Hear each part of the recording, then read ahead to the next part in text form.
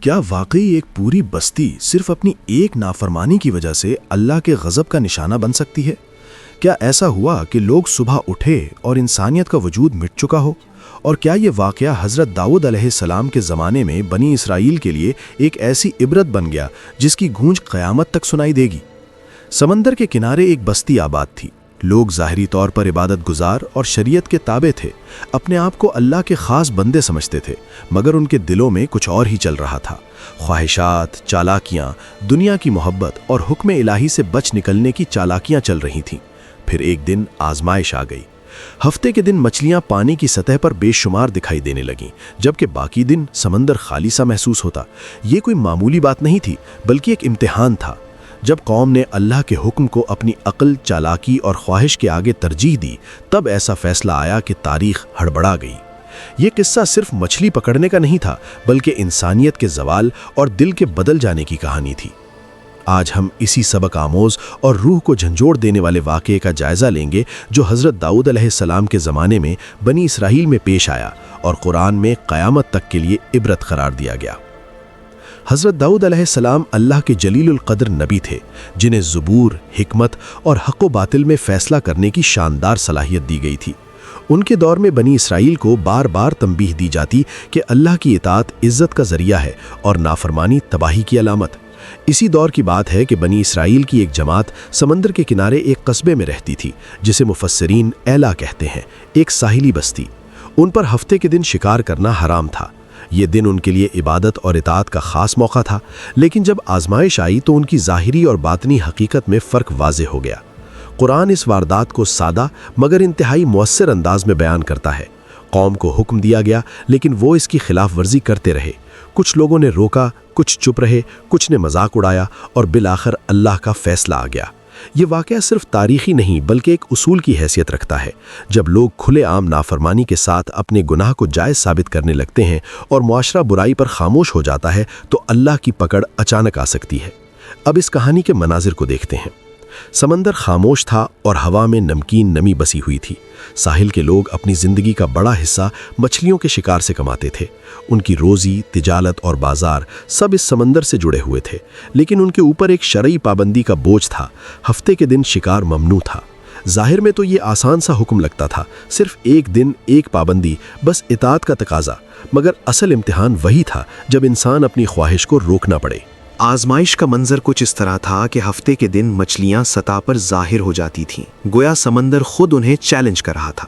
ہفتے کے علاوہ دنوں میں وہ مچھلیاں غائب ہو جاتی، روزی ہاتھ میں تھی مگر اللہ کا حکم روک رہا تھا۔ شروع میں کچھ لوگوں نے صبر کیا اور دل میں یہ کہا کہ اللہ ہی رزق دینے والا ہے، مگر ہر اجتماعی نظام میں کچھ لوگ حکم کے آگے سر نہیں جھکاتے، بلکہ وہ اس حکم کو توڑے بغیر اسے ختم کرنے کے راستے تلاش کرتے ہیں۔ اور یوں زوال شروع ہو گیا۔ انہوں نے سوچا کہ ہفتے کے دن خود مچھلی پکڑنے کے بجائے جال پہلے ہی لگا لیا جائے۔ ہفتے کے دن مچھلیاں جال میں پھنسیں، پھر اتوار کو نکالا جائے۔ زبان سے کہتے کہ ہم نے نافرمانی نہیں کی، لیکن دل اور عمل اللہ کے سامنے بے نقاب تھے۔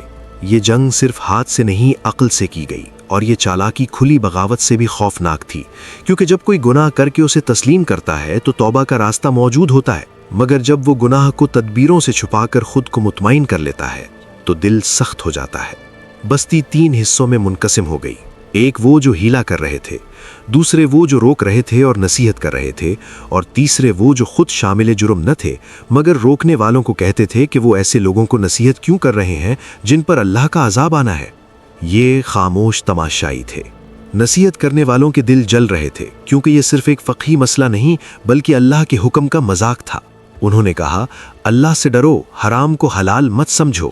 شاید چند لمحے کے لیے چپ سکون چھا گیا، کچھ چہرے جھک گئے، لیکن پھر دنیا کی محبت نے جگہ لے لی۔ تجارت میں نفع بڑھ رہا تھا، اور جب مال آنا شروع ہو جائے تو کمزور ایمان والے نصیحت کو سختی سمجھنے لگتے ہیں۔ جوابی الفاظ آئے، ہم نے ہفتے کے دن ہاتھ نہیں لگایا۔ یہ وہ خود فریبی تھی جو ہلاکت کی جڑ تھی۔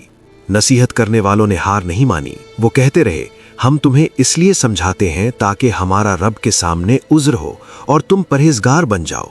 یہ الفاظ ایک دائی کی ذمہ داری دکھاتے ہیں جو امید کے ساتھ حق بات کرتا ہے، چاہے کامیابی نہ ہو۔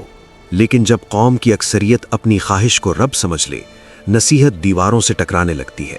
گناہ عادت بن چکا تھا اور ہیلا ایک معمول۔ बुराई पर शर्मिंदगी खत्म हो चुकी थी। ये वो मरहला है जहां अल्लाह की मोहल्लत को लोग अपनी कामयाबी समझते हैं। बस्ती में जिंदगी जारी थी मगर आसमान के फैसले बदल रहे थे। कुछ लोग अल्लाह के हुक्म के आगे झुके, कुछ ख्वाहिश को दीन पर तरजीह दे बैठे और कुछ न करने वालों में शामिल थे जो जुर्म का हिस्सा शायद न बने मगर हक के साथ खड़े होने की हिम्मत भी नहीं दिखाई। कुरान ने सख्त अल्फाज में बताया कि जब उन्होंने नसीहत को नज़रअंदाज किया, अल्लाह ने निजात दी उन लोगों को जो बुराई से मना करते थे और जालिमों को सख्त अजाब दिया क्योंकि वो नाफरमानी करते रहे। यहाँ गौर करना चाहिए कि अल्लाह ने पहले किन लोगों को बचाया, वो जो मना कर रहे थे। यानी सिर्फ नेक रहना काफ़ी नहीं, जब माशरा गुमराही में जा रहा हो तो हक की आवाज़ बुलंद करना भी ईमान का हिस्सा है। फ़ज़ा बदलने लगी, लग रहा था मोहलत ख़त्म हो चुकी है। लोग अपने घरों में थे, कुछ शायद अगले शिकार के मंसूबे बना रहे थे, कुछ माल पर खुश थे और कुछ नसीहत करने वालों का मजाक उड़ा रहे थे। मगर उन्हें मालूम न था कि अगली सुबह तारीख़ का वो वाक़या रूनुमा होगा जिससे दिल दहल जाएंगे। फिर अल्लाह का फ़ैसला आ गया। कुरान का बयान मुख्तसर मगर क़यामत की मानिंद हैबतनाक है। जब वो उस चीज़ में हद से बढ़ गए जिससे उन्हें रोका गया था, तो हमने उनसे कहा, ज़लील बंदर बन जाओ। ये कोई तमसील नहीं बल्कि हकीकी मस्ख था, एक ऐसा खौफनाक और इबरतनाक वाक़या जिसमें इंसानों को उनकी जिस्मानी शक्ल व रंग तक से महरूम कर दिया गया। वो जो खुद को चालाक समझते थे अचानक रुस्वा हो गए। रिवायात में है कि ये अजाब अचानक आया।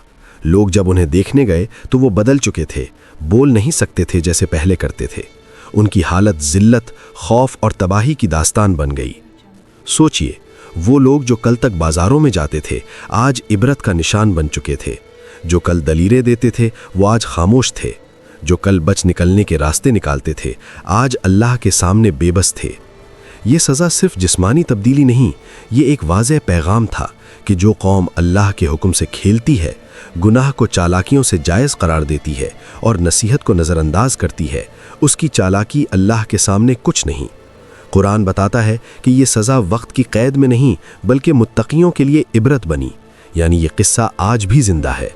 हर दिल में जहाँ गुनाह के बहाने बनते हैं, हर मुआशरे में जहाँ बुराई को मामूल समझा जाता है और हर शख्स में जो ज़ाहिरी क़वायद बजाकर अल्लाह को धोखा देता है। हज़रत दाऊद अलैहिस्सलाम के ज़माने का ये वाक़या हमें ये सिखाता है कि अल्लाह को सिर्फ हमारे ज़ाहिर ही नहीं बल्कि हमारे दिल और नीयत भी मालूम है। ये कौम इसलिए तबाह नहीं हुई कि हुक्म से नावाकिफ़ थी, बल्कि इसलिए कि उन्होंने जानबूझकर अल्लाह के हुक्म के गिर्द बहाने तराशे। आज हमें खुद से सवाल पूछना चाहिए, क्या हम भी कहीं हराम को हलाल करने की कोशिश करते हैं? क्या हम सिर्फ ज़ाहिरी शरीयत पर इक्तिफ़ा करके दीन की रूह को छोड़ देते हैं? क्या हम बुराई देखकर खामोश रहते हैं? क्या हम नसीहत करने वालों का मजाक उड़ाते हैं? ये वाक़या ये भी सिखाता है कि नजात सिर्फ ज़ाती इबादत में नहीं बल्कि हक़ बात कहने, बुराई रोकने और अल्लाह की हुदूद कायम रखने में है। दुनियावी फ़ायदा या मुआशरती दबाव अल्लाह के हुक्म से बढ़कर नहीं। अल्लाह की नाफरमानी में वक्ती कामयाबी हमेशा की नाकामी का पेश खैमा है और इताअत में वक्ती तंग नज़री दायमी कामयाबी की बुनियाद है। अगर हम नहीं चाहते कि हमारे दिल मस्ख हों तो पहले हमें गुनाह के बहानों को ख़त्म करना होगा। अगर हमारा मुआशरा महफूज रहे तो हमें सिर्फ खुद नेक होने पर नहीं बल्कि हिकमत, नरमी और इखलास के साथ हक बात भी करनी होगी। ये किस्सा बंदरों में बदल जाने का नहीं, दिलों के बदल जाने का है, क्योंकि जिस्मानी मस्ख एक दिन में होता है मगर दिल का आहिस्ता आहिस्ता, और जिस दिल से अल्लाह का खौफ निकल जाए वही असल तबाही है। अल्लाह हमें अपनी हदों की कदर करने वाला, हलाल और हराम में फ़र्क करने वाला और हक बात सुनकर झुकने वाला बनाए और हमें उन लोगों में शामिल फरमाए जो न सिर्फ बुराई से बचते हैं बल्कि दूसरों को बचाने की कोशिश भी करते हैं। अगर आपको ये वीडियो पसंद आई हो तो वीडियो को लाइक करें, कमेंट में अपनी राय ज़रूर लिखें, चैनल को सब्सक्राइब करें और बेल आइकन दबाएं ताकि मज़ीद इस्लामी मालूमात आप तक पहुँचती रहें। आपका बहुत शुक्रिया। अल्लाह हाफिज़। वस्सलामु अलैकुम वरहमतुल्लाहि वबरकातुहू।